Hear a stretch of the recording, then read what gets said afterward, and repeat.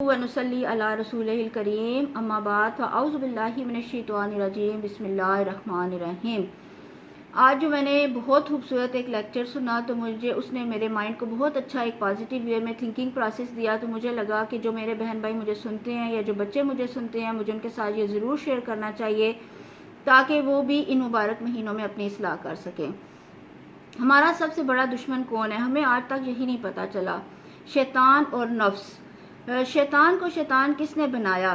شیطان کو وہ کس نے دلیل پیش کی؟ وہ نفس ہی تھا جس نے شیطان کو یہ دلیل بنا کے دی کہ میں بہتر ہوں اور مجھے آگ سے بنایا گیا ہے اور اسے مٹی سے۔ اور شیطان نے پھر یہی دلیل اللہ تعالیٰ کے سامنے پیش کی اور اللہ تعالیٰ نے اسے کوئی جواب نہ دیا اور اسے دربار سے نکال دیا۔ شیطان نے پھر اللہ تعالیٰ سے مہلت مانگی تو اللہ تعالیٰ نے اسے قیامت تک کی مہلت دی۔ یعنی یہ نفس ہی تھا جس نے اسے میں کے بارے میں سکھایا اور اس کا بیڑا غرق کیا۔ ایک بزرگ تھے، انہوں نے اپنی زندگی میں کبھی میں کا ورڈ یوز نہیں کیا تھا، وہ ہمیشہ اس کا کوئی نہ کوئی آلٹرنیٹیو یوز ورڈ کرتے تھے۔ ایک شخص نے جب دوسرے شخص کو بتایا تو بعض لوگوں کی عادت ہوتی ہے کہ وہ ہر بات کو ایز اے چیلنج لیتے ہیں، تو اس نے کہا کہ میں ان بزرگ کے منہ سے یہ میں ضرور نکلوا کے رہوں گا۔ وہ ان بزرگ کے پاس گیا اور اس نے کہا کہ میں آپ سے ایک مسئلہ پوچھنا چاہتا ہوں کہ شیطان کو شیطان کس نے بنایا؟ اب جو اہل علم ہوتے ہیں یا جو اللہ والے ہوتے ہیں انہیں پتہ چل جاتا ہے کہ یہ مسئلہ کسی بہتری کے غرض سے پوچھا جا رہا ہے یا اس کا کوئی مقصد اور ہے، تو اسی طرح انہیں بھی پتہ چل گیا کہ یہ کیوں میرے سے پوچھ رہا ہے۔ تو انہوں نے کہا کہ ابھی تو اذان ہو چکی ہے اور جماعت کھڑی ہونے والی ہے، اس کے بعد جو ہے اس بارے میں بات کرتے ہیں۔ جو ہی انہوں نے سلام پھیرا، انہوں نے کہا کسی نے شیطان کے بارے میں پوچھا تھا تو وہ کون تھا؟ تو وہ شخص جلدی سے کھڑا ہوا اور اس نے کہا میں۔ تو انہوں نے بزرگ نے جواب دیا یہی وہ چیز تھی جس نے شیطان کا بیڑا غرق کیا تھا۔ یعنی نفس اور شیطان جو ہیں وہ اتنے طاقتور اور اسٹرانگ ہمارے دشمن ہیں کہ وہ ہر وقت ہمیں بہکانے میں اور وسوسے ڈالنے میں لگے رہتے ہیں۔ اس بارے میں حضور صلی اللہ علیہ وسلم نے بھی ارشاد فرمایا ہے کہ جو شیطان ہے وہ اہل آدم کے دل کو جو ہے وہ قابو کرنے میں لگا رہتا ہے، اور جو ہی بندہ غافل ہوتا ہے وہ اس کے دل میں وسوسے ڈالتا ہے، اور جب بندہ ذکر الہی کرتا ہے تو وہ بھاگ جاتا ہے۔ اچھا، ماہ سیام آ رہا ہے، اس میں تو کہتے ہیں شیطان کو جکڑ لیا جاتا ہے۔ یہی وجہ ہے کہ اس وقت مسجدوں کی رونق میں اضافہ ہو جاتا ہے۔ پہلے جو 1-1.5 صف ہوتی تھی وہ 5-5 6-6 ماشاءاللہ صفیں ہو جاتی ہیں۔ تو وہ شیطان جب ظاہر ہے وہ جکڑ دیا جاتا ہے تو وہ روحانی جو ہے وہ عمل وہ تو تیزی سے شروع ہو جاتا ہے۔ لیکن جو دوسری برائیاں ہوتی ہیں جیسے لڑائی جھگڑا، بدکاری، مہنگائی کا جو ہے وہ زور ہوتا ہے، تو وہ نفس کی وجہ سے ہی ہوتا ہے۔ وہ نفس جو ہے اسے ہم کنٹرول نہیں کر پا رہے ہوتے، اور اس نفس کو کیسے کنٹرول کیا جائے اس بارے میں کسی نے رومی رحمۃ اللہ علیہ سے پوچھا، تو انہوں نے کہا کہ اس چیز کا جواب جو ہے وہ میرے استاد ہیں حضرت فرید الدین عطار رحمۃ اللہ علیہ، وہ میرے سے بھی 100 گنا زیادہ عاشق تھے، وہ اس چیز کا بہت اچھے سے جواب دے سکتے ہیں۔ تو ان سے پوچھا گیا تو انہوں نے کہا کہ یہ نفس کو مارا نہیں جا سکتا، لیکن 3 ویپنز ایسے ہیں جس کو ہم استعمال کر کے اس کو کنٹرول کر سکتے ہیں۔ پوچھا گیا کہ وہ ویپنز کون سے ہیں؟ انہوں نے کہا کہ ایک تو خاموشی کا خنجر ہے، دوسری بھوک کی تلوار ہے، اور تیسرا تنہائی کا نیزہ ہے۔ اچھا، سب سے پہلا خاموشی آپ کو پتہ ہے حضور صلی اللہ علیہ وسلم نے بھی فرمایا ہے کہ جس نے خاموشی اختیار کی تو اسے راہ نجات ملی۔ یہ زبان ہی ہے جس سے ہمارے بہت سارے برے اعمال ہوتے ہیں، باقی عضو بھی ہمارے جسم کے برے کام کرتے ہیں، جیسے ہاتھ سے اگر ہم کسی پہ ظلم کرتے ہیں تو وہ بھی برائی ہے، اگر ہمارے پاؤں کسی برائی کی طرف چل کے جاتے ہیں تو پاؤں بھی برائی کر رہے ہوتے ہیں، اور اگر ہم کوئی حرام کھاتے ہیں یا خوراک ہمارے اندر جاتی ہے تو پیٹ بھی برائی کر رہا ہوتا ہے۔ لیکن جو زبان کے اعمال ہیں وہ سب سے زیادہ ہیں، یعنی غیبت بھی کرتے ہیں، جھوٹ بھی بولتے ہیں، گالی گلوچ بھی کرتے ہیں، اور ناشکری کا اظہار بھی ہم اسی زبان سے کرتے ہیں۔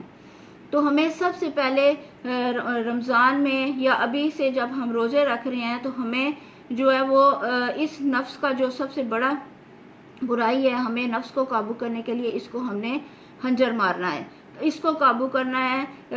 آپ کو پتہ ہے کہ ایک روایت میں ہے کہ جب صبح ہوتی ہے تو تمام اعضائے بطنیہ جو ہیں وہ اس زبان کے آگے ہاتھ جوڑتے ہیں کہ بی بی تم قابو میں رہنا، تاکہ تمہاری وجہ سے ہم سب مشکلات کا ہمیں سامنا کرنا پڑتا ہے۔ تو اگر ہم اس کو قابو کر لیں گے تو ہماری تمام جو ہے وہ باقی چیزوں کو بھی قابو کرنے میں آسانی رہے گی۔ اچھا، دوسرا ہے ہمارا کہ ہم جو ہے بھوک کیسے تلوار یوز کر سکتے ہیں۔ اچھا، بھوک جب ہوگی تو آپ کو پتہ ہے بہت سی ہم جو نفس کی خواہشات ہوتی ہیں ہم اس کو کنٹرول کر سکتے ہیں۔ ایک حدیث شریف بھی اس بارے میں ہے، حضور صلی اللہ علیہ وسلم نے اسپیشلی ینگ بچوں کے لیے یہ حدیث ہے کہ اے نوجوانوں، اگر تم استطاعت رکھتے ہو تو نکاح کرو، کیونکہ نکاح جو ہے وہ آپ کی نگاہ کی اور پارسائی کی جگہ کی حفاظت کرتا ہے۔ اور اگر تم نکاح نہیں کر سکتے تو کثرت سے روزے رکھو، کیونکہ روزے تمہیں مشکلات سے بچائیں گے، برائیوں سے محفوظ رکھیں گے۔ تو ہمیں ہر وقت جو ہے وہ یہ جو تلوار ہے بھوک کی وہ اپنے ساتھ لٹکا کے رکھنی چاہیے، تاکہ ہم اپنے خواہشات کا جو ہے ایک بت، ہم اس کو مارنے میں ہمیں مدد ملے۔ اور تیسرا جو انہوں نے بتایا تھا وہ تھا کہ تنہائی کا نیزہ، یعنی ہم جتنا تنہائی میں رہیں گے، اور ویسے بھی حضور صلی اللہ علیہ وسلم نے بھی تنہائی میں جو ہے عافیت بتائی ہے، کیونکہ جتنی مجالس میں، جتنی ان گیدرنگز میں ہم جائیں گے یا سوشل لائف میں جائیں گے، ہم نہ اپنی نظر کو قابو میں رکھ سکتے ہیں، نہ اپنے خیالات کو، اور نہ ہی اپنی زبان کو۔ ہر اس جو ہے وہ برائی کو پہ آمادہ ہوگا۔ یہ نہیں کہ ہم سب سے کٹ آف ہو کے رہ سکتے ہیں، ہم فرینڈ سے بھی ملیں، اپنے ریلیٹیو سے بھی ملیں، لیکن سب کچھ اعتدال میں رکھ کے کریں، تاکہ ہم اپنی برائیوں پر جو ہے وہ کنٹرول کر سکیں۔ اب ماہ رمضان ہے، رمضان میں آپ کو پتہ ہے تینوں چیزیں ہمیں میسر ہو سکتی ہیں۔ ہم جو ہے خاموش بھی رہتے ہیں روزے میں، اور ذکر الہی کرتے رہتے ہیں، تنہائی بھی ہمیں ملتی ہے، اور دوسرا ہم تلاوت کرتے رہتے ہیں، اور بھوک بھی ہوتی ہے روزے کی وجہ سے، یعنی تینوں چیزیں میسر ہوتی ہیں۔ ہم ان تینوں چیزوں کو استعمال کر کے اپنے نفس کو جو ہے وہ کنٹرول کر سکتے ہیں، کیونکہ اگر ہم نے نفس کو کنٹرول کر لیا تو ہمیں جو باہر کا جو دشمن ہے شیطان، ہمیں اس کو جو ہے وہ قابو کرنے میں بہت مدد ملے گی، کیونکہ شیطان تو باہر کا دشمن ہے اور نفس جو ہے وہ ہمارے اندر ہوتا ہے۔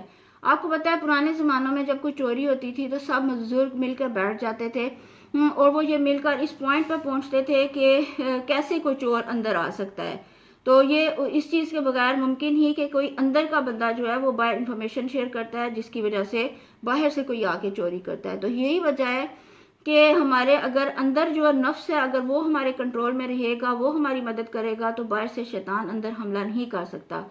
ہم نے ذکر الہی کی وجہ سے اس نفس امارہ کو جو برے اعمال کرتا ہے یا برائی پھیلاتا ہے اس کو قابو کر کے ہم نے نفس مطمئنہ بنانا ہے، اپنا دوست بنانا ہے، تاکہ وہ ہماری اس شیطان سے نمٹنے میں ہماری مدد کرے، اور جو ہے وہ شیطان کو اندر آنے کا راستہ فراہم نہ کرے۔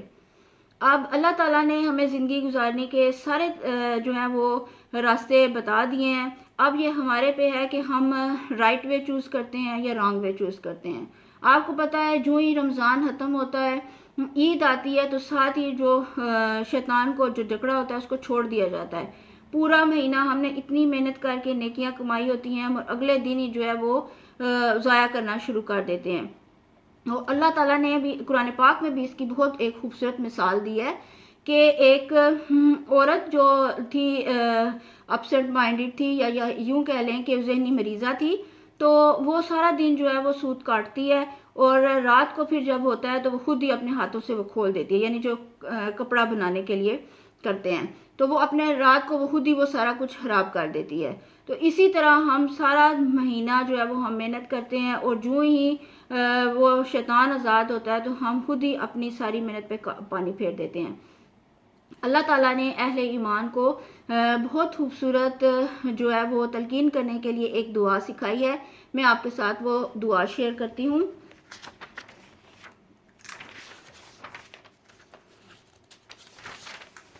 ربنا لا تزغ قلوبنا بعد اذ ہدیتنا، اے اللہ ہدایت کے بعد پھر ہمارے دل کو ٹیڑھا نہ کر دینا۔ آمین ثم آمین۔ اب ہمیں جو رستہ ہم نے اللہ اور رسول کے ذکر کا اپنایا ہوا ہے، ہمیں اللہ تعالیٰ ہماری مدد کرے کہ ہم اس ذکر پہ قائم رہیں، تاکہ ہم اپنے ان دونوں دشمنوں سے نبٹ سکیں۔ اللہ آپ کا اور میرا ہم سب کا حامی و ناصر ہو۔ اللہ حافظ۔